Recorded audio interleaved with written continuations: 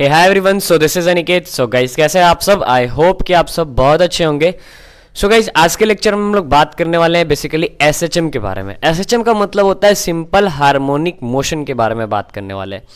तो इससे पहले मैं थोड़ा सा आपको एक रिकॉल कराता हूँ कि इससे पहले हम लोगों ने क्या क्या करा है। तो इससे पहले हम लोगों ने सबसे पहले स्टार्ट करा था motion in straight line. Motion in straight line में हमने पढ़ा था डिस्टेंस क्या होता है, डिस्प्लेसमेंट क्या होता है, स्पीड क्या होता है, वेलोसिटी क्या होता है, एक्सेलरेशन क्या होता है, रिटार्डेशन क्या होता है। फिर उसके बाद हम लोगों ने इक्वेशंस ऑफ मोशंस को देखा था ग्राफिकल और कैलकुलस मेथड से। फिर उस पर न्यूमेरिकल भी करा था। फिर उसके बाद इससे पिछले वाले लेक्चर में हम लोगों ने एंगुलर मोशन पे बात करी थी कि यार एंगुलर मोशन क्या होता है। ठीक है, तो अभी हम लोग बात करने वाले हैं कि इस पे एसएचएम पे। एसएचएम का मतलब होता है सिंपल हार्मोनिक मोशन क्या होता है। फिर इसके बाद हम लोग मोशन को प्लेन में पढ़ेंगे और उसके बाद मोशंस के लॉज को देखेंगे और इसमें आपका पूरा मोशन कवर हो जाएगा। जितना मोशन आना चाहिए वो पूरा कवर हो जाएगा। तो अभी हम लोग स्टार्ट करते हैं किसे, एसएचएम को। तो चलिए स्टार्ट करते हैं एसएचएम को, क्योंकि देखो इसमें क्या है, कुछ डेफिनेशन टर्म्स है स्टार्टिंग में और कुछ एक्सप्लेनेशन है। तो यहाँ पे पहले मैं लिख लूंगा, उसके बाद मैं आप लोगों को समझाऊंगा। इससे क्या होगा कि वीडियो छोटा होगा और आपको to the point, to the concept दिमाग में जाएगा। ठीक है, क्योंकि अगर मान लो ऐसा समझाते हैं तो काफ़ी ज़्यादा वीडियो हो जाएगा और वो चीज़ को मैं समझा भी नहीं पाऊंगा सही से। ठीक है, तो चलिए स्टार्ट करते हैं इस लेक्चर को। सो गाइज, अभी हम लोग देखते हैं एसएचएम को। एसएचएम को समझने से पहले अपने को समझना होगा पीरियोडिक मोशन को। What is periodic motion? Periodic motion के मतलब ये होता है कि मतलब कोई भी चीज रिपीट करते जाए। मतलब जैसे कि देखो, इसमें डेफिनेशन को पहले समझते हैं, उसके बाद मैं बताऊंगा। Emotion of a body repeat again and again after certain interval of time is called periodic motion. मतलब एक ऐसा मोशन ऑफ बॉडी जो रिपीट कर रहा है अगेन एंड अगेन, माने बार बार वही चीज को वापस कर रहा है। ठीक है, after certain interval of time is called periodic motion. जैसे आपके लाइफ में बहुत सारा ऐसा चीज होता होगा, जैसे पेंडुलम। पेंडुलम का अगर हम लोग बात करें तो पेंडुलम क्या होता है, आफ्टर सम टाइम वो क्या करता है, repeat again and again. Bob जो होता है ऐसे ऐसे रिपीट करता है अगेन एंड अगेन।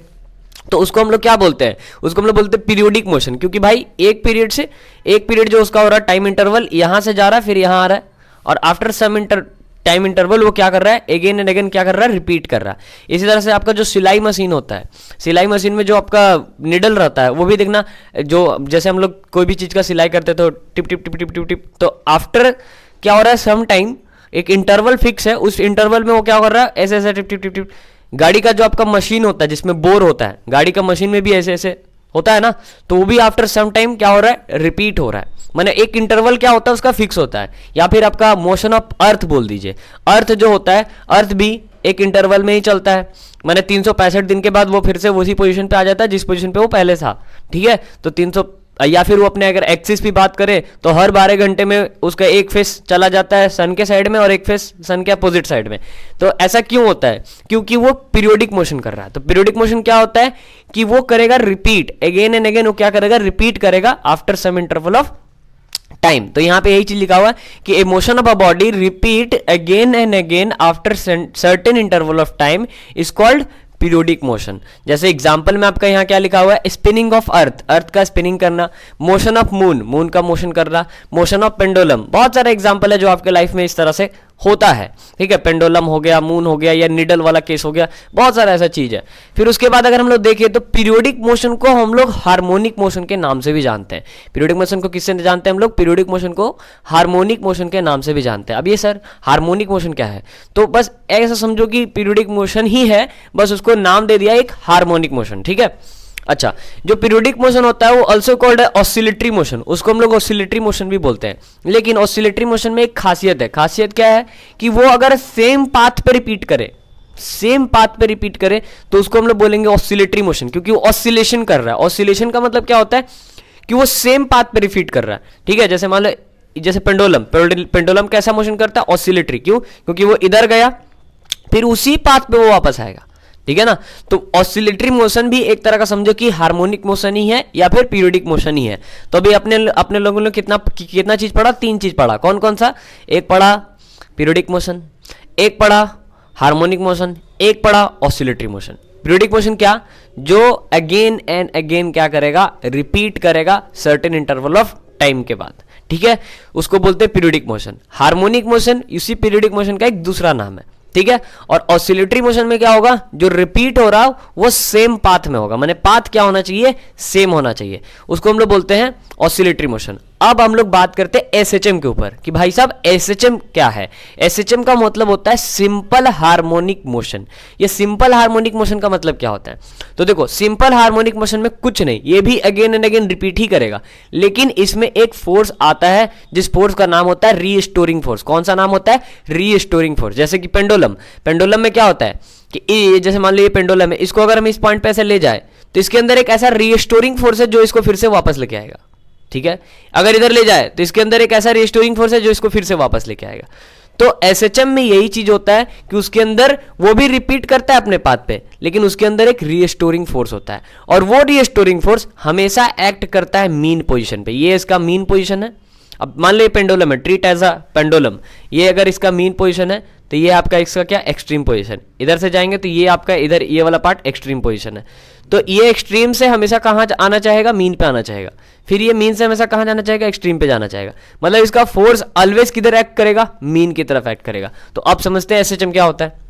देखिए SHM it is the special case of oscillatory motion. ये एक स्पेशल केस होता है किसका, ऑसिलेटरी मोशन का, in which body move under the influence of restoring force. Restoring force क्या होता है, किसी भी पार्टिकल के अंदर एक ऐसा फोर्स जो उसको अपने तरफ फिर से खींच करके लाए। जैसे कि स्प्रिंग, स्प्रिंग में क्या होता है कि अगर आप उसको दबाते हैं तो उसके अंदर एक रीस्टोरिंग फोर्स होता है कि फिर से वो अपने शेप को गेन कर लेता है, या उसको अगर आप खींचते हैं तो उसके अंदर एक ऐसा रीस्टोरिंग फोर्स होता है जो फिर से अपने शेप को मेंटेन कर लेता है। रबड़, रबड़ के अंदर भी क्या होता है, रीस्टोरिंग फोर्स होता है। तो यहां पे वही चीज बताया जा रहा है कि एक स्पेशल केस होता है किसका, ये स्पेशल केस होता है आपका ऑसिलेटरी मोशन का, जो किसके अंदर होता है, इन्फ्लुएंस ऑफ रीस्टोरिंग फोर्स, जो हमेशा एक्ट करेगा किसके, toward the mean position, which is always act toward the mean position. अब ये सर मीन पोजीशन क्या है, तो देखो ध्यान से, अगर हम पेंडुलम का केस लेते हैं, मान लीजिए एक पेंडुलम है, ये एक पेंडुलम है, तो पेंडुलम में ऐसा कुछ होता है, ये अपना बॉब, फिर इधर देखें तो ये भी अपना बॉब, ठीक है। अब ये वाला जो पॉइंट है ना, ये वाला पॉइंट, ये इसका क्या होगा, मीन पोजीशन। ये हमेशा चाहेगा कि यहाँ से यहाँ जाए, और ये वाला चीज हमेशा चाहेगा कि यहाँ से यहाँ जाए, माने हमेशा इसका फोर्स किधर लगना चाहेगा, मीन की तरफ लगना चाहेगा। तो यहाँ पे जो चीज होता है वो किस पे डिपेंड करता है, पहला चीज तो इसके डिस्प्लेसमेंट पे डिपेंड करता है, माने जो इसका एक्सेलरेशन होता है वो किस पे डिपेंड करता है, हमेशा इसके डिस्प्लेसमेंट पे, कि इसका डिस्प्लेसमेंट अगर ज्यादा दूर है, तुम खुद से सोचो ना यार, तुम खुद से सोचो एकदम नॉर्मली, अगर ये बॉब है, ठीक, ये बॉब है नॉर्मल सा ऐसे ऐसे, ये बॉब है ऐसे ऐसे जो टंगता है, तो मान लो कि इसमें हम क्या करें, इसको थोड़ा सा ऐसे खींचे तो ऑब्वियस सा बात है ये थोड़े दूर पे ऐसे ऐसे करेगा, लेकिन इसको हम ज्यादा खींचे तो ऑब्वियस सा बात है कि ज्यादा दूर से ऐसे ऐसे करेगा। इसके पीछे रीजन क्या है कि आप मीन से एक्सट्रीम का डिस्प्लेसमेंट अगर ज्यादा रखते हो तो इसका फ्लक्चुएशन यानी कि इसका एक्सेलरेशन क्या होगा, ज्यादा होगा। अगर इसका मीन से एक्सट्रीम तक का डिस्प्लेसमेंट बहुत कम रखते हो तो इसका फ्लक्चुएशन क्या होगा, कम होगा। दैट मीन्स कि जो एक्सीलरेशन होता है वो किस पे डिपेंड करता है, एक्स पे डिपेंड करता है, एक्स माने कि डिस्प्लेसमेंट पे डिपेंड करता है। और दूसरा बात कि acceleration is always toward the mean position, इसका जो एक्सीलरेशन होगा हमेशा किधर होगा, मीन पोजीशन पे होगा, ठीक है। इसके बाद हम लोग एसएचएम को थोड़ा सा प्रैक्टिकली पिक्चराइज करके देखते हैं कि यार एसएचएम का मतलब एक्चुअली में एसएचएम क्या कहना क्या चाहता है, एसएचएम एक्चुअली में होता क्या है। तो थोड़ी देर बाद नेक्स्ट स्लाइड में हम लोग उसको पिक्चराइज करके देखेंगे, और फिर उसके बाद एसएचएम का वेलोसिटी निकालेंगे, फिर एसएचएम का एक्सेलरेशन निकालेंगे, ठीक है। यही सब चीज करना है, फिर एक फार्मूला निकाल के अरेंज करना है, और उसी फार्मूले पे फिर अपने को न्यूमेरिकल करना है, ठीक है। तो चलिए मिलते हैं नेक्स्ट स्लाइड में, और नेक्स्ट स्लाइड में हम लोग देखते हैं एसएचएम को थोड़ा सा और डिटेल में, ठीक है। सो गाइस चलिए अब बात करते हैं कि ये एसएचएम एक्चुअली में क्या है। अब यहां पे मेन चीज समझना, वो तो डेफिनेशन था, यहां पे इस चीज को मेन चीज समझना है क्या है कि मान लो ये तुम्हारे सामने एक सर्कल है, एकदम आराम से, आपने एंगुलर वाला पार्ट देखा है ना, एकदम आराम से इसको देखना है। एक सर्कल है, ठीक, उस सर्कल का ये वाला जो पॉइंट है इसको हम लोग बोलते हैं सेंटर, इसको क्या बोलते हैं हम लोग, सेंटर ऑफ द सर्कल। तो ये सेंटर है, यहां से आर रेडियस पे कोई पॉइंट होगा, पी पॉइंट होगा, ठीक है। अब ये जो पी पॉइंट है इस पॉइंट से यहां जा रहा है, P1 पे जा रहा है, फिर इस पॉइंट से P2 पे जा रहा है, फिर इस पॉइंट से P3 पे जा रहा है। तो ये P1 P2 जो है ये पार्टिकल के मोशंस हैं, कि एक पार्टिकल था पहले यहां पे था P पे, फिर वो चला कुछ दूर तक, फिर P1 पहुंचा, फिर कुछ दूर तक चला P2 पहुंचा, फिर कुछ दूर तक चला P3 पहुंचा। ओके, इतना तक कोई दिक्कत नहीं है। अब तुमसे मैं पूछ रहा हूं कि अगर तुम इस P1 पे इधर से लाइट मारते हो, क्या करते हो तुम, इधर से अगर लाइट मारते हो इस पार्टिकल पे तो इसका शैडो कैसा बनेगा, इसका शैडो यहाँ पे बनेगा ना, ये वाला पूरा लाइन जो है ये इसका शैडो बनेगा इस तरह से, और कहां पे बनेगा, ये B1 पे बनेगा। तो इस P1 का प्रोजेक्शन क्या होगा, B1 होगा। प्रोजेक्शन माने कि दिमाग में सेट करना है, प्रोजेक्शन मतलब कि शैडो। तो भाई साहब इस P1 का प्रोजेक्शन कहां पे होगा, B1 पे।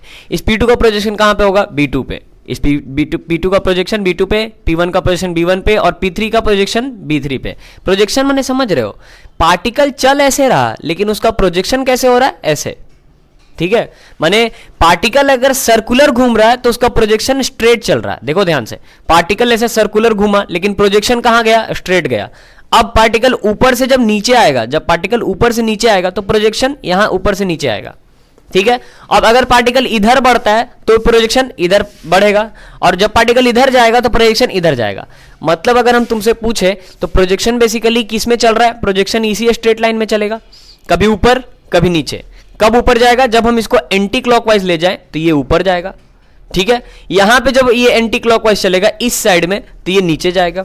फिर यहां जब ये एंटी क्लॉकवाइज चलेगा तो ये ऊपर से नीचे आएगा, और जब यहां फिर ये एंटी क्लॉकवाइज चलेगा तो ये नीचे से ऊपर जाएगा। माने प्रोजेक्शन इस तरह से ऐसे ऐसे फ्लक्चुएट करते रहेगा, ठीक है। इसमें ये वाला पोजीशन को बोलते हैं मीन पोजीशन, इस वाले पोजीशन को बोलते हैं एक्सट्रीम पोजीशन। ये मीन है, ये एक्सट्रीम है। तो मीन से एक्सट्रीम में क्या होते रहेगा, वो फ्लक्चुएट। जैसे पेंडुलम होता है, पेंडुलम में क्या होता है, ये है ऐसे पेंडुलम, ये उसका मीन पोजीशन, यहां से गया एक्सट्रीम फिर मीन, फिर एक्सट्रीम फिर मीन। तो ये पॉजिटिव ऑफ एक्सट्रीम है, ये वाला पॉजिटिव ऑफ एक्सट्रीम है, ये मीन, फिर ये नेगेटिव ऑफ एक्सट्रीम, फिर ये मीन। तो इसको बोलते हैं एसएचएम। तो एसएचएम में क्या होता है कि पार्टिकल का मूवमेंट होता है सर्कुलर, लेकिन प्रोजेक्शन कैसा होता है, स्ट्रेट, ठीक है। तो इसी चीज को हम लोग बोलते हैं बेसिकली एसएचएम की, जो चीज है वो क्या कर रहा है, एसएचएम कर रहा है। अब इस चीज को थोड़ा सा तुम ध्यान से समझना है। यहां पे अगर हम देखें तो B1 B2 B3 are the projection of P1 P2 P3। इसमें एक पॉइंट मैंने लिखा, इसीलिए लिखा कि भाई देखो जो B1 B2 B3 होगा, ये जो पॉइंट है B1 B2 B3, ये क्या है, प्रोजेक्शन है P1 P2 P3 का। प्रोजेक्शन का मतलब यहां से अगर इसको हम लाइट मारे तो शेडो कहां बनेगा, इतना। माने P1 का प्रोजेक्शन कितना है, इतना। P2 का प्रोजेक्शन कितना है, इतना। P3 का प्रोजेक्शन कितना है, इतना। माने सेंटर से दूर होते जा रहा है, ठीक है। P3 यहां पे पहुंचा तो सेंटर से उसका प्रोजेक्शन क्या हो गया, दूर हो गया। अब यहां पे जब पहुंचेगा तो प्रोजेक्शन क्या होगा, वो भी हम लोग आगे देखेंगे। और सेंटर पे रहेगा तो प्रोजेक्शन क्या होगा, आगे देखेंगे, ठीक है। तो यहां पे देखिए, when particle move PA projection move CA। एक चीज मैंने यहां पे लिखा है कि जब कोई पार्टिकल मूव करेगा P से A तो प्रोजेक्शन मूव करेगा C से A। अब मैं तुमसे बोल रहा हूं कि व्हेन पार्टिकल मूव AP', जब पार्टिकल कहां मूव करा, AP', तो तुम ही बताओ प्रोजेक्शन क्या होना चाहिए, प्रोजेक्शन AC होना चाहिए, होना चाहिए कि नहीं होना चाहिए। अब मैं तुमसे पूछ रहा हूं कि पार्टिकल मूव कर रहा है P' से A', कहां से, P', ये P' और ये A', P' से A', तो प्रोजेक्शन क्या होना चाहिए, तो सर प्रोजेक्शन होना चाहिए CA', ठीक। अब मैं तुमसे पूछ रहा हूं कि पार्टिकल मूव कर रहा है A' टू P, A' से P, माने यहां से यहां पार्टिकल मूव कर रहा, तो प्रोजेक्शन कैसा होना चाहिए, सर प्रोजेक्शन होना चाहिए A' टू C, ऐसे, है ना। जब ये चीज नीचे आया तो प्रोजेक्शन C से A बढ़ा, और जब ये चीज यहां से ऊपर गया तो प्रोजेक्शन A' से C गया। बात समझ में आ रहा है। तो प्रोजेक्शन क्या होता है, ये प्रोजेक्शन स्ट्रेट लाइन पे ही चलता है, लेकिन पार्टिकल का मूवमेंट कैसा होता है, पूरा सर्कुलर। तो वही चीज यहां पे मैंने पॉइंट में लिख दिया ताकि आप अच्छे से इसको समझ पाए कि when particle move PA the projection move CA, ठीक है। उसके बाद देखिएगा, distance cover by projection decreases from C to A। देखो यहां पे बोल रहा है, ये यहाँ पे वर्ड जो मैंने लिखा है इसमें शायद आपको कंफ्यूजन होगा क्योंकि सर ने लिखा है distance cover by projection decreases from C to A। अब आपको लग रहा होगा डिस्टेंस जो डिस्टेंस कवर हो रहा ना वो डिक्रीज कर रहा, नहीं भाई। देखो यहाँ पे क्या लिख रहा है कि जो ये डिस्टेंस ऐसे कवर कर रहा है ना, यहाँ पे जब ये डिस्टेंस कवर कर रहा है तो यहाँ जो प्रोजेक्शन है वो डिक्रीज होते जा रहा है, क्योंकि देखो सेंटर पे प्रोजेक्शन सबसे ज्यादा होता है। अब इससे दूर होते जा रहे हैं तो ये क्या होता जा रहा है, डिक्रीज करते जा रहा है। तो जैसे जैसे पार्टिकल का डिस्टेंस बढ़ेगा वैसे वैसे उसका प्रोजेक्शन क्या होते जाएगा, घटते जाएगा। तो उसी के निष्कर्ष पे हम लोगों ने एक पॉइंट निकाला कि जब पार्टिकल का डिस्टेंस बढ़ेगा तो वहां पे प्रोजेक्शन घटेगा, और प्रोजेक्शन घटेगा तो मतलब वेलोसिटी घटेगा, और वेलोसिटी घटेगा तो एक्सीलरेशन क्या होगा, नेगेटिव होगा। इससे ये समझ में आता है कि जब यहां पे पार्टिकल था तो इसका कुछ वेलोसिटी रहा होगा। जैसे जैसे ये पार्टिकल ऊपर गया यहां पे जब ये पहुंचा तो इसका वेलोसिटी क्या हो गया, कम हो गया। कम क्यों हो गया, क्योंकि तुम ही सोचो ना यार, प्रैक्टिकली सोचो ना यार कि पेंडुलम है, ठीक, ये मीन पोजीशन पे है, मीन पोजीशन पे कुछ ना कुछ वेलोसिटी होगा, ठीक है। जब ये एक्सट्रीम पे गया तो यहां पे इसका वेलोसिटी एकदम जीरो हुआ होगा, तब तो ये वापस आया ना भाई, ऐसे अपने से तो वापस आएगा नहीं। जब ये ऐसे गया एक्सट्रीम पे पहुंचा तो एक्सट्रीम पे जब ये जीरो होगा तब तो वापस आएगा। तो भाई साहब ये मीन है, ये एक्सट्रीम है, ये क्या है, एक्सट्रीम है। तो जब पार्टिकल ऐसे मूव कर रहा है तो इस एक्सट्रीम पे वेलोसिटी क्या हो गया होगा, वेलोसिटी हो गया होगा जीरो, तब तो ये चीज फिर ऐसे डाउन हो गया। समझे कि नहीं समझे? तो इसीलिए यहां पे क्या बोला गया कि जो डिस्टेंस कवर हो रहा है प्रोजेक्शन के द्वारा, डिस्टेंस कवर हो रहा है जो प्रोजेक्शन के द्वारा, अगर C से A देखें तो वहां पे C से A में क्या हो रहा है, ये प्रोजेक्शन घटते जा रहा माने वेलोसिटी डिक्रीज हो रहा, और अगर वेलोसिटी डिक्रीज हो रहा है तो एक्सीलरेशन क्या होगा, नेगेटिव होगा, ठीक है। तो ध्यान में रखिएगा कि जब प्रोजेक्शन सेंटर से दूर जाए, देखो प्रोजेक्शन सेंटर से दूर जाए मतलब वो किधर जा रहा है, एक्सट्रीम की तरफ जा रहा, तो एक्सट्रीम की तरफ जा रहा तो वेलोसिटी क्या होगा, घटेगा। क्या होगा, वेलोसिटी घटेगा, और वेलोसिटी घटेगा तो एक्सीलरेशन घटेगा। तो एक नॉर्मल सा निष्कर्ष ये है कि अगर पार्टिकल मूव करा ये मीन पोजीशन से एक्सट्रीम पोजीशन तक, पार्टिकल मूव करा मीन पोजीशन से एक्सट्रीम पोजीशन तक, तो हमारा प्रोजेक्शन भी मूव करेगा सेंटर से एक्सट्रीम यानी कि मीन से एक्सट्रीम, और जब वो मीन से एक्सट्रीम मूव करेगा तो वहां वेलोसिटी घटेगा, और अगर वेलोसिटी घट रहा है तो एक्सीलरेशन होगा नेगेटिव। अब इस केस में तुम लोग खुद बताओ, इस केस में क्या होगा, इस केस में ये एक्सट्रीम से कहां आ रहा है, ये पोजीशन एक्सट्रीम है, एक्सट्रीम से कहां आ रहा है, एक्सट्रीम से आ रहा है मीन पे, तो ऑब्वियस सा बात है यार, एक्सट्रीम से मीन पे आ रहा तो प्रोजेक्शन देखो धीरे धीरे कहां आते जा रहा, सेंटर के पास आते जा रहा। तो जब ये प्रोजेक्शन सेंटर के पास आते जाएगा तो वेलोसिटी क्या होगा, बढ़ेगा, ठीक है, और वेलोसिटी बढ़ेगा दैट मींस कि एक्सीलरेशन बढ़ेगा। अब इस चीज को पेंडुलम के केस में देखते हैं। मान लीजिए ये अपना पेंडुलम, ये अपना मीन पोजीशन, ये मीन पोजीशन है। जब ये मीन से एक्सट्रीम गया तो जब ये जा रहा था तो धीरे धीरे वेलोसिटी घट रहा तब तो जाके यहां पे ये जीरो हो गया, मींस एक्सट्रीम पे ये जीरो हो गया। और फिर जब एक्सट्रीम से मीन पे ये आया तो जब ये एक्सट्रीम से मीन पे आ रहा था धीरे धीरे वेलोसिटी बढ़ रहा था, तो मीन पे सबसे ज्यादा हो गया वेलोसिटी, ठीक है। तो ये चीज यहां पे ध्यान रखना कि जब मीन से एक्सट्रीम जाएगा तो वेलोसिटी घटेगा, वेलोसिटी घटेगा मतलब एक्सीलरेशन नेगेटिव होगा, और जब एक्सट्रीम से मीन आएगा तो वेलोसिटी बढ़ेगा मतलब एक्सीलरेशन पॉजिटिव होगा। सिंपल सी बात, नीचे से ऊपर जाएंगे वेलोसिटी घटेगा, ऊपर से नीचे आएंगे वेलोसिटी बढ़ेगा। क्लियर? ये चीज मैंने यहां पे पॉइंट में लिखा, देखो distance cover by projection increases from A to C, माने जब ये A से C की तरफ चले, कहां गया, A से C की तरफ चले, जब प्रोजेक्शन A से C हो तो वेलोसिटी क्या होगा, इंक्रीज होगा, एक्सीलरेशन भी बढ़ेगा। और जब ये C से A की तरफ चले, जब ये C से A की तरफ चले तो वेलोसिटी क्या होगा, घटेगा, प्रोजेक्शन क्या होगा, घटेगा, ठीक है। Particle perform linear SHM, particle perform करता है लीनियर एसएचएम। अब देखो तुम कैसे, कोई बोल रहा है इसमें जो पार्टिकल है ये लीनियर एसएचएम परफॉर्म कर रहा है, तो ऑब्वियस सी बात है एसएचएम किसको बोलते हैं, पार्टिकल के मोशन को, नहीं, ये जो पार्टिकल का मोशन हो रहा तो सर्कुलर मोशन है। एसएचएम तो हम इसको बोल रहे हैं, ये जो प्रोजेक्शन है उसको बोल रहे हैं, ठीक है, जो शैडो बन रहा है उसको बोल रहे हैं एसएचएम। क्यों? क्योंकि ये फ्लक्चुएट कर रहा है। कैसे फ्लक्चुएट कर रहा है, देखो जब ये पार्टिकल ऊपर गया, इसका अगर हम थोड़ा सा इसके सामने ही, इस पार्ट को मैं इरेज नहीं, यहां पे अगर जगह है तो इसके सामने ही मैं इसके थोड़ा सा बनाता हूं। देखो ये वाला चीज, इसको हम बोल दिए कौन सा पोजीशन भाई, इसको हम बोल दिए मीन पोजीशन। अब तुम थोड़ा सा सोचो, पार्टिकल मेरा नीचे से ऊपर गया, तो पार्टिकल मेरा नीचे से ऊपर गया इस तरह से, ये बना कहां, कौन से पोजीशन पे आ गए हम लोग, इस पोजीशन को बोल दिए हम लोग कौन सा पोजीशन, एक्सट्रीम, नीचे से ऊपर गया। अब फिर ये कहां से आ रहा है, ऊपर से नीचे आ रहा, ठीक इस तरह से। तो मीन से एक्सट्रीम गया, फिर एक्सट्रीम से मीन आया, अब फिर मीन से एक्सट्रीम गया, और फिर एक्सट्रीम से, तो ये प्लस ऑफ एक्सट्रीम, ये क्या हुआ, माइनस ऑफ एक्सट्रीम। तो यहां पे जो चीज बन रहा है उसको हम लोग क्या बोलते हैं, ऑसिलेशन बोलते हैं। यही तो है अपना पीरियोडिक मोशन, ऐसे जो ग्राफ बनता है आप लोग ऐसे वेव का, तो यही तो आपका पीरियोडिक मोशन है। इसमें क्या हो रहा है, मीन से गया एक्सट्रीम, फिर एक्सट्रीम से आया मीन, फिर मीन से गया एक्सट्रीम, फिर एक्सट्रीम से आया मीन। तो इसमें हो क्या रहा है, इसमें हम लोग प्रोजेक्शन की बात कर रहे हैं, क्योंकि हमारा जो एसएचएम है वो प्रोजेक्शन है। तो यहाँ पे हमने लिख दिया कि particle perform linear SHM. Linear SHM का मतलब भैया ये पार्टिकल इसे सर्कुलर घूम रहा है, लेकिन इसका एसएचएम यही ना फ्लक्चुएट कर रहा है। एसएचएम थोड़ी ना कुछ सर्कुलर में घूम रहा है, एसएचएम तो यही फ्लक्चुएट कर रहा है, ठीक। तो ये चीज यहां पे लिख दिया। अब यहां पे एक पॉइंट लिखा है, मैक्सिमम डिस्प्लेसमेंट सीए होता है। देखो सबसे बड़ा डिस्प्लेसमेंट क्या हो सकता है, सीए।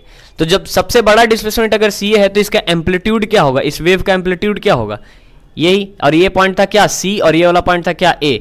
तो सी ए अगर मैक्सिमम डिस्प्लेसमेंट है तो उसका एम्पलीट्यूड कौन होगा, इसका एम्पलीट्यूड ये ही होगा सी ए। और अगर एम्पलीट्यूड सी ए है डेट मीन्स कि ये रेडियस के बराबर है, तो अगर हम चाहें तो एम्पलीट्यूड को हम किसके बराबर कह सकते हैं, आर के बराबर भी कह सकते हैं। अब यहाँ पे एक पॉइंट लिख दिया, velocity is maximum at centre, velocity maximum होगा सेंटर पे, and minimum eight extreme, extreme पे क्या होगा, मिनिमम होगा। इससे पहले पूरा भाषण दिया यार, अगर नहीं समझ में आया होगा तो पॉज करके फिर से रिकॉल करके देखना, इस चीज को समझ में आ जाएगा पक्का, ये वादा है तुमसे।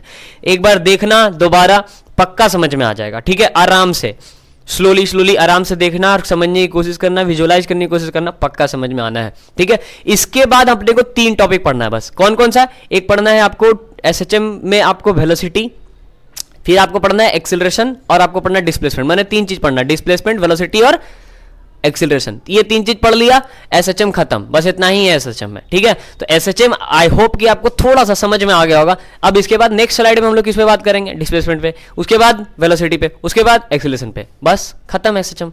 तो चलिए मिलते हैं नेक्स्ट स्लाइड में और देखते हैं एसएचएम का डिस्प्लेसमेंट। तो अभी हम लोग देखते हैं डिस्प्लेसमेंट ऑफ एसएचएम। अगर डिस्प्लेसमेंट इन एसएचएम की बात करें तो इसमें 2 तरह का होता है। एक होता है आपका नॉर्मल इक्वेशन जो कि हम हॉरिजेंटल प्लेन से लेके बनाते हैं, जो कि मीन पोजीशन से होता है, और एक होता है जनरल केस जो कोई भी पॉइंट से बना सकते हैं। तो पहले हम लोग मीन को समझते हैं। देखो क्या लिखा है, equation of SHM from mean position. तो आप सबको पता है कि यार मीन पोजीशन पे अगर मान लो कोई पी पॉइंट पे कोई ऑब्जेक्ट है और ये पी पॉइंट से P1 मतलब P डैश तक गया, तो इसका प्रोजेक्शन ऑब्वियस सा बात है B1 पे आएगा। तो हम लोग इस ऑब्जेक्ट को बस P से कहाँ लेके जा रहे हैं, P डैश। कैसे लेके जा रहे हैं, एंटी क्लॉकवाइज। जब इस चीज को हम एंटी क्लॉकवाइज लेके जाएंगे P से P डैश, तो प्रोजेक्शन इसका कहाँ बनेगा, B1 पे बनेगा। सपोज दैट इस प्रोजेक्शन को, इस B1 जो प्रोजेक्शन, इसको Y मान लेते हैं, और जो प्रोजेक्शन होता है वही अपना SHM होता है। तो हमको उसी का इक्वेशन पता करना, मतलब हमको Y ही निकालना है, ठीक है। तो अगर हमको y निकालना है तो तुम थोड़ा सा ध्यान से देखो, अगर यहाँ थीटा बन रहा है तो according to alternate interior angle, अगर ये दोनों लाइन पैरेलल है, ये ट्रांसवर्सल है, तो अल्टरनेट के बेसिस पे ये दोनों क्या हो गया, थीटा हो गया। अब अगर ये थीटा हो गया तो यहाँ पे इस ट्रायंगल की अगर हम बात करें, थोड़ा सा ध्यान से देखना, इधर मत देखो, पहले इसको समझो। इस ट्रायंगल की अगर हम बात करें, कौन सा, B1 डैश P1 डैश और sorry B dash P dash और बाई, और इधर क्या है आपका C, या फिर इसको सिंपल ऐसे बोल सकते हो C B dash P dash. इस तरह से अगर आप इस ट्रायंगल को लेते हो, नाम से नहीं डरना है, यहाँ पे ABCD कुछ भी ले सकते हैं। अगर इस ट्रायंगल को लेते हैं तो इस ट्रायंगल में अगर हम थोड़ा सा ट्रिग्नोमेट्री का यूज करें तो थीटा के अपोजिट साइड ये वाला हो जाएगा परपेंडिकुलर, और थीटा के साथ ये 90 बना रहा है यहाँ पे, तो ये हो जाएगा क्या, बेस।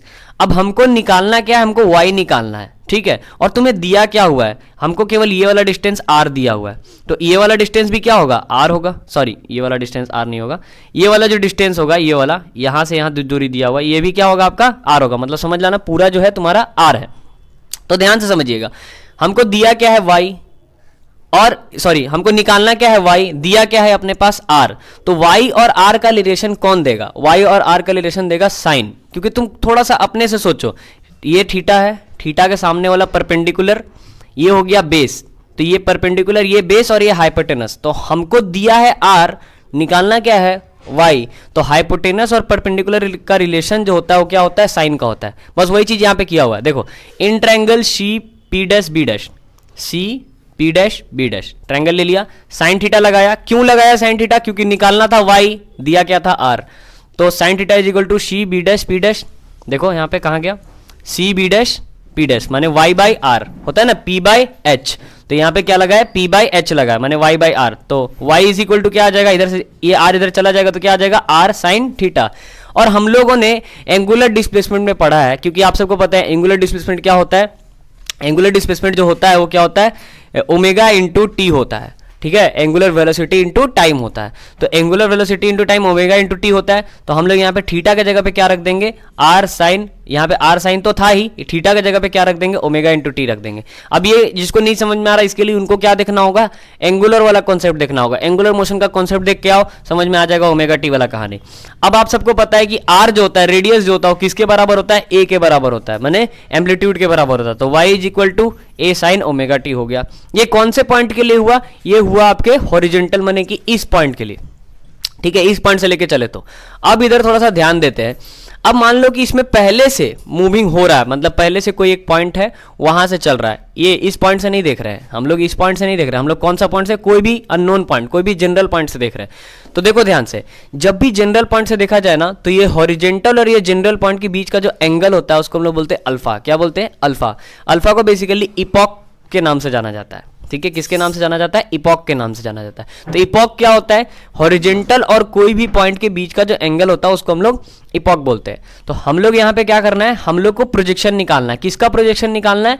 पी से पी डैश का, पी से पी डैश का। तो अगर देखें तो पी और पी डैश दोनों जो है इसी पॉइंट से निकल रहा है, तो प्रोजेक्शन कौन सा होगा? ये वाई। तो अगर हम थोड़ा सा देखें, एंगल को देखें, तो यहाँ जो पूरा एंगल है वो कितना बन रहा है? Theta plus alpha. यहाँ जो पूरा एंगल बन रहा है वो बन रहा है थीटा प्लस अल्फा। इसके अल्टरनेट देखें तो ये वाला भी एंगल कितना हो जाएगा? थीटा प्लस अल्फा हो जाएगा। तो फिर से वही कहानी, क्या हो जाएगा? In triangle C P one dash B one dash, C P one dash B one dash ले लिए। अब फिर वहां पे क्या लगाएंगे? साइन लगाएंगे। क्यों? क्योंकि तुमको वाई दिया है, सॉरी वाई निकालना है, आर दिया है, तो वाई और आर का रिलेशन कौन देगा? साइन देगा। ट्रिग्नोमेट्री आराम से सोचना, ठीक है। तो sine theta is equal to theta अपना कितना है यहाँ पे? Theta plus alpha. तो sine theta plus alpha is equal to हो जाएगा क्या? सी बी वन माने perpendicular by hypotenuse C P one. C P one is a hypotenuse. तो C B one by C P one. अब C B one आपका किसके बराबर है? वाई के बराबर। सी पी वन किसके बराबर है? आर के बराबर। तो वाई इज इक्वल टू क्या हो जाएगा? R sine theta plus alpha, ठीक है। अब हम लोग सबको पता है कि भैया जो थीटा होता है वो ओमेगा टी के बराबर होता है, तो कुछ नहीं, यहाँ पे थीटा की जगह पे रख देंगे क्या? Omega T. अब अगर हम यहाँ पे ओमेगा टी रख देंगे तो फिर आप सबको पता है कि आर किसके बराबर होता है? ए के बराबर होता है। इससे पहले वाले स्लाइड में जस्ट बताया था मैंने कि रेडियस ही एम्पलीट्यूड होता है। तो आर आपका किसके बराबर हुआ? ए के बराबर हुआ। तो Y is equal to A sine omega T plus alpha. यहाँ पे क्या हो जाएगा? A sine omega T plus alpha, R के जगह पे ए कर दिए।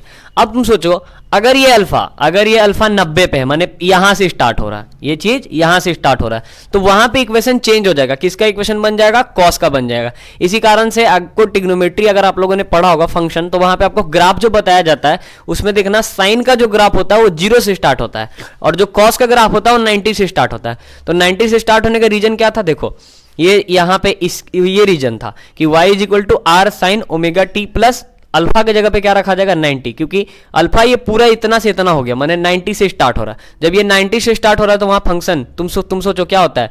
साइन 90 प्लस थीटा क्या होता है? कॉस थीटा हो जाता है। तो y is equal to r cos omega t हो जाएगा, और r की जगह डिस्प्यूट करेंगे तो a कॉस ओमेगा टी। तो ध्यान रखिएगा, जब आप 0 से स्टार्ट करें तो फॉर्मूला ये, जब आप 90 से स्टार्ट करें तो फॉर्मूला ये।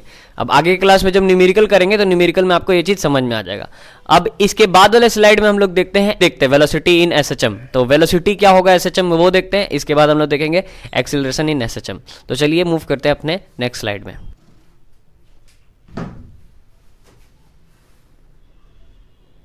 सो गाइज अभी हम लोग देखते हैं वेलोसिटी इन एसएचएम। अगर हम वेलोसिटी इन एसएचएम की बात करें ना, तो यहाँ बहुत बड़ा चीज नहीं है, बस नॉर्मली समझना है इस चीज को। नॉर्मली क्या समझना है कि यार जैसे आप लीनियर वेलोसिटी देखते थे, तो लीनियर वेलोसिटी क्या होता था? Displacement by time. तो इसी तरह से वेलोसिटी इन एसएचएम भी है, लेकिन इसको थोड़ा सा अच्छे से समझो। अगर कोई पार्टिकल ऐसे गोल गोल घूम रहा है, तो हर पॉइंट पे उसका वेलोसिटी का डायरेक्शन अलग अलग होता है। आपको पता है यहाँ पे डायरेक्शन अगर ऐसे दिख रहा है तो इस पॉइंट पे डायरेक्शन ऐसे होगा, इस पॉइंट पे डायरेक्शन ऐसे होगा। एंगुलर मोशन वाले कॉन्सेप्ट में मैंने बताया था। तो ध्यान देना, अगर हम इस पॉइंट की बात करें तो इसका डायरेक्शन ऐसे है, लेकिन अगर इसका हम कंपोनेंट तोड़े, कंपोनेंट कैसे तोड़ा जाता है? वेक्टर के टर्म में मैंने बताया था। तो कंपोनेंट कैसे तोड़ते हैं? इस तरह से, ये है v cos थीटा, तो ये है v sin थीटा। तो इसका हम कंपोनेंट अगर तोड़े तो ये बना v cos थीटा, ये बना v sin थीटा। तो ये जो v cos थीटा है ये a डैश के पैरेलल है। पहले यहां पे चीजों को समझ लो, फिर ये चीज तो दिखाएंगे ही। तो यहां पे ध्यान देना, ये जो a डैश है वो किसके बराबर है? v cos थीटा के बराबर है। बस यही चीज इसका टर्न पॉइंट है कि ये जो v cos थीटा है वो a डैश के क्या होता है? बराबर, माने कि पैरेलल होता है। ठीक है, बराबर नहीं, पैरेलल होता है।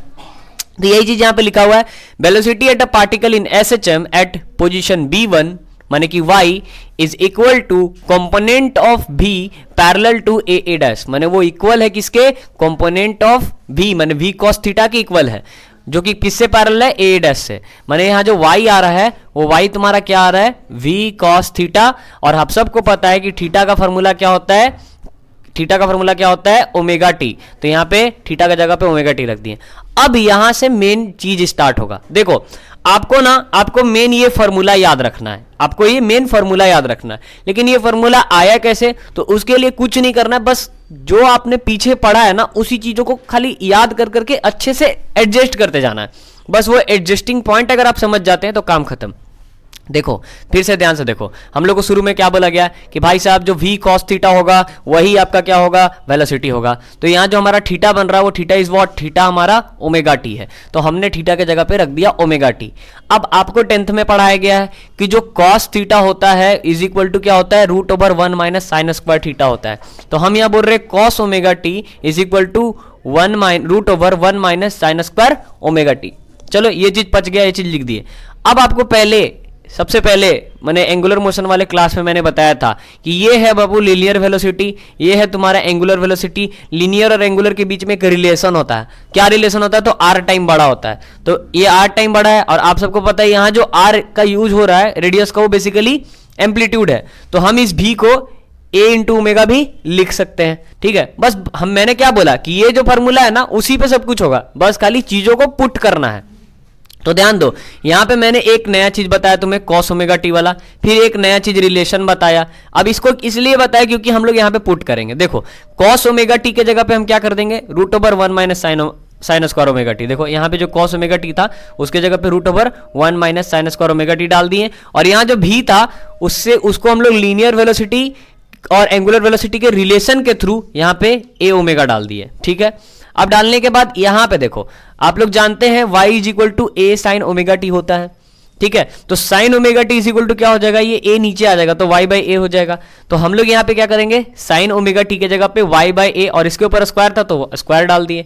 अब इसको अंदर में सॉल्व कर देंगे, तो सॉल्व करेंगे तो ये हो जाएगा A square minus of Y square. देखो y पे स्क्वायर होगा, a पे स्क्वायर होगा, ये स्क्वायर इसके साथ मल्टीप्लाई होगा, तो A square minus of Y square divided by A square. अब ये ए स्क्वायर है तो रूट से बाहर आएगा तो क्या आएगा, a आएगा। अब ये ए कैंसिल हो जाएगा तो क्या बचेगा, केवल ओमेगा बचेगा। तो omega under root a square minus of Y square. What is a यहाँ पे क्या है सर, तो ए यहाँ पे एम्पलीट्यूड का स्क्वायर है, और वाई यहाँ पे क्या है सर, तो वाई ये वाला पोजीशन है। ठीक है, बस यही आपका क्या होता है, यही आपका वेलोसिटी का फॉर्मूला बनता है। यही आपका क्या बनता है, आपका वेलोसिटी का फॉर्मूला बनता है। बस यही चीज तो करना था अपने को, और कुछ थोड़ी ना करना था। तो हम लोग यहाँ पे जो चीज निकाले, ये वेलोसिटी जो निकाले, ये क्या होता है, ओमेगा यानी कि angular velocity under root a square minus of Y square. अब इसको निकालने के लिए तीन चीज को हम लोग को याद करना था। पहला v cos थीटा, दूसरा cos ओमेगा टी, मैंने जो टर्निंग पॉइंट है इस डेरिवेशन को करने के लिए वो चीज, पहला v cos थीटा, दूसरा cos ओमेगा टी, तीसरा relation of linear velocity and angular velocity, और उसके बाद ये यहां से साइन थीटा को हटा देना है y बाई ए में। ठीक है, पहले cos को हटाया साइन में, फिर v के जगह पे ये रिलेशन डाला, और फिर इस साइन को हटा दिया y बाई ए में, सॉल्व किया, आ गया। अब इस चीज को हम यहाँ पे अच्छे से लिख दिए कि ओमेगा अंडर रूट एम्पलीट्यूड का स्क्वायर माइनस ऑफ डिस्प्लेसमेंट का स्क्वायर। ठीक, अब आपको बताया जाता था कि देखो बाबू, जो मीन पोजीशन होता है उस पर वेलोसिटी ज्यादा होता है, और जो एक्सट्रीम पोजीशन होता है उस पर वेलोसिटी कम होता है। तो मीन पोजीशन माने ये वाला पोजीशन, एक्सट्रीम पोजीशन माने ये वाला पोजीशन। तो तुम थोड़ा सा ध्यान से देखो, मीन पोजीशन में ये y क्या हो जाता होगा, जीरो हो जाता होगा, प्रोजेक्शन पूरा जीरो हो जाता होगा। तो अगर यहां तुम y के जगह पे जीरो रखो तो ओवरऑल तुम्हारा जो चीज निकल के आएगा वो क्या निकल के आएगा, v जो निकल के आएगा ओमेगा ए निकल के आएगा। करके देखना, तुम करके देखना, y के जगह पे जीरो रखना, v आएगा ओमेगा ए। ठीक है, और y के जगह पे पूरा ये वाला जो एक्सट्रीम पोजीशन है उसमें तुम y के जगह पे कुछ वैल्यू रखना, और वहां यहां पे जैसे तुम y के जगह पे क्या रखोगे, जब एक्सट्रीम पोजीशन की बात होगी, एक्सट्रीम माने ये वाला पोजीशन, तो ये वाला पोजीशन में ये जो y है, ये जो y है वो पूरा किसके बराबर हो जाएगा, r के बराबर, माने कि एम्पलीट्यूड के बराबर। तो तुम सोचो, यहाँ तो एम्पलीट्यूड पहले से है, उसमें फिर से एम्पलीट्यूड का स्क्वायर करा तो एम्पलीट्यूड का स्क्वायर कट जाएगा तो क्या हो जाएगा, जीरो हो जाएगा। इसीलिए भी एक्सट्रीम पे क्या होता है, आपका मिनिमम होता है, जीरो होता है, और मीन पे क्या होता है, मैक्सिमम होता है। नहीं विश्वास है तो एक बार करके दिखा ही देता हूं मैं आपके सामने। v is equal to omega root over A का स्क्वायर माइनस वाई का स्क्वायर। तो यहां जो होगा y, यहां पे y आपका क्या होगा, y हो जाएगा जीरो। क्यों, मीन पोजीशन पे लिख देना ऐसे, at mean position, at mean position, position at mean position y is equal to क्या है 0। अगर y यहाँ पे 0 रख दिए तो यहाँ पे बेसिकली क्या बचेगा ओमेगा इंटू ए बचेगा v का वैल्यू। लेकिन एट एक्सट्रीम, एक्सट्रीम को यहां कर देते हैं एट एक्सट्रीम, तो फॉर्मूला क्या था v is equal to omega root over a square minus of Y square. तो एट एक्सट्रीम क्या हो जाएगा, एक्सट्रीम पोजीशन पे ये y किसके बराबर हो जाएगा, ये y a के बराबर हो जाएगा। बोलो होगा कि नहीं होगा, y a के बराबर हो जाएगा। तो तुम ही सोचो omega root over a square minus of a square क्या हो जाएगा 0। तो एक्सट्रीम पे क्या होता है देख लो, खुद आ गया निकल के, एक्सट्रीम पे मिनिमम और मीन पे मैक्सिमम। ठीक है, इसके बाद हम लोग देखेंगे किसके बारे में, एस एच एम मैंने velocity in S H M देखे। इसके बाद हम लोग देखेंगे acceleration in S H M. तो चलिए मूव करते हैं नेक्स्ट स्लाइड पर, देखते हैं acceleration in S H M को। सो गाइज अब हम लोग देखते हैं acceleration in S H M, जो कि 2 मिनट का कॉन्सेप्ट है। तो एक बार याद करेंगे हम लोग, जो वेलोसिटी इन एसएचएम था, वेलोसिटी इन एसएचएम में हम लोग ए डैश के पैरेलल वेलोसिटी को देखे थे, माने वेलोसिटी का वैसा कंपोनेंट जो ए डैश से पैरेलल है। तो एक्सेलरेशन में भी वही होगा, एक्सेलरेशन का वैसा कंपोनेंट जो ए डैश के पैरेलल है। तो देखो यहाँ पे acceleration of particle in SHM is equal to component of radial acceleration parallel to a dash. तो देखो रेडियल एक्सेलरेशन क्या होता है, ये वाला जो चीज देख रहे हो ना, ये एक रेडियस वेक्टर होता है, रेडियस ही है ना। तो ये रेडियल एक्सेलरेशन इसका ए होता है, जिसको आर ओमेगा स्क्वायर से दिखाते हैं। उसका एक फॉर्मूला होता है, क्या होता है, आर ओमेगा स्क्वायर। तो ये इसका कंपोनेंट जो होगा ना, इसका कंपोनेंट a1 होगा और ये वाला जो चीज है ये a2, माने 2 कंपोनेंट है इस रेडियल एक्सेलरेशन का। तो हम लोग को कौन सा कंपोनेंट लेना है, वैसा कंपोनेंट जो a डैश के पैरेलल है। तो a डैश के कौन सा पैरेलल है, a1 पैरेलल है। तो हम लोग यहाँ पे क्या लेंगे, a1 को लेंगे। तो a1 इज इक्वल टू क्या आएगा, a साइन थीटा, क्योंकि यहाँ थीटा बन रहा है तो ये हो गया, ये a2 cos थीटा हो जाएगा और यहाँ पे ये बन जाएगा a1 sin थीटा। तो हम लोग कौन सा कंपोनेंट लेना है, जो एज अ कंपोनेंट जो पैरेलल है ए डैश से। फिर से बोल रहा हूं, रेडियल एक्सेलरेशन का वैसा कंपोनेंट को लीजिए जो ए डैश के पैरेलल है। तो रेडियल एक्सेलरेशन का वैसा कंपोनेंट जो ए डैश के पैरेलल है वो है a1। तो a1 इज इक्वल टू क्या हो गया, a sin थीटा। अब आप सबको पता है यार कि जो a है उसका वैल्यू कितना है, आर ओमेगा स्क्वायर। तो आर ओमेगा स्क्वायर यहां डाल दिए। अब आर ओमेगा स्क्वायर डाल दिए तो ये ओमेगा स्क्वायर को थोड़ा आगे लिख देते हैं, आर को बाद में लिख देते हैं। तो आर साइन ओमेगा टी। और आप सबको पता है कि y इज इक्वल टू क्या होता है, आर साइन ओमेगा टी होता है। तो ये पूरा आर साइन ओमेगा टी के जगह पे हम क्या रख देंगे, y रख देंगे। तो a1 माने कि जो एक्सिलरेशन आया उसका फॉर्मूला क्या आया, ओमेगा स्क्वायर y। आपको पता है ये डेरिवेशन नहीं पूछेगा एग्जाम में, आपको क्या पूछेगा कि एक्सीलरेशन बताओ, एक्सीलरेशन कितना होता है एसएचएम में, वेलोसिटी कितना होता है। तुमको फार्मूला याद रखना, ये नहीं देखना कैसे आया, तुमको बस देखना है कि फार्मूला क्या होगा। तो a1 जो होगा फार्मूला, माने कि एक्सीलरेशन जो भी हम एसएचएम का निकालेंगे तो क्या होगा, वेलोसिटी का स्क्वायर। कैसा वेलोसिटी, एंगुलर वेलोसिटी। ओमेगा क्या है, एंगुलर वेलोसिटी। एंगुलर वेलोसिटी का स्क्वायर इनटू में डिस्प्लेसमेंट। ठीक है, यही आपका क्या हो गया, एक्सेलरेशन का एंगुलर यहाँ पे जो एक्सेलरेशन हो रहा है एसएचएम में उसका फार्मूला। अब देखो मीन पोजीशन पे एक्सेलरेशन क्या होगा, तो मीन पोजीशन पे एक्सेलरेशन होगा ही नहीं, 0 होगा। और एक्सट्रीम पोजीशन पे एक्सेलरेशन सबसे ज्यादा होगा। देखते हैं कैसे। तो मीन पोजीशन पे y हो जाता है 0, तो y की जगह पे 0 रखेंगे तो एक्सेलरेशन एकदम मिनिमम एक्सेलरेशन। और एक्सट्रीम पोजीशन पे y हो जाता है r के बराबर, या बोल सकते हो a के बराबर। a इज व्हाट, एम्पलीट्यूड के बराबर। तो यहाँ पे a1 जो होगा वो क्या होगा, ओमेगा स्क्वायर y, और y किसके बराबर हो जाएगा, r के बराबर। तो यहाँ पे मैक्सिमम एक्सेलरेशन होगा। यही है आपका एक्सेलरेशन। गाइज इतना ही था आपके एसएचएम में। इसके बाद वाले पार्ट में, माने इसके बाद जब हम लोग एसएचएम का बात करेंगे तो उसमें हम लोग न्यूमेरिकल देखेंगे एसएचएम का। और उससे पहले मैं आपको कन्वर्जन कराऊंगा, न्यूमेरिकल कराने से पहले मैं आपको कन्वर्जन कराऊंगा कि कैसे आरपीएम देखते हैं, कैसे आरपीएस देखते हैं, कैसे एचपी देखते हैं, क्या होता है फ्रीक्वेंसी। ये सारा चीज का कन्वर्जन कराने के बाद हम लोग एसएचएम के न्यूमेरिकल को देखेंगे। और मेरा आप सबसे रिक्वेस्ट है कि इस वीडियो को अगर नहीं समझ में आता है तो दोबारा एक बार जरूर देखो, ठीक है, दोबारा एक बार जरूर देखो और खुद का कॉमन सेंस यूज करो और बना के कॉपी में देखो कि कैसे कैसे हो रहा है। जो चीज हम बोले उसको सुनो और बना के देखो कि कैसे कैसे हो रहा है। ऑटोमेटिक ये एसएचएम पूरा दिमाग में आपके घुस जाएगा। और इतना ही है एसएचएम, ठीक है, आपके फर्स्ट सेमेस्टर सेकेंड सेमेस्टर मैंने पूरा D2D के लिए इतना ही एसएचएम काफी है। इतना एसएचएम पढ़ लिया, इससे क्वेश्चन बाहर नहीं जाएगा, ठीक है। तो इसी के साथ एंड करते हैं इस वीडियो को।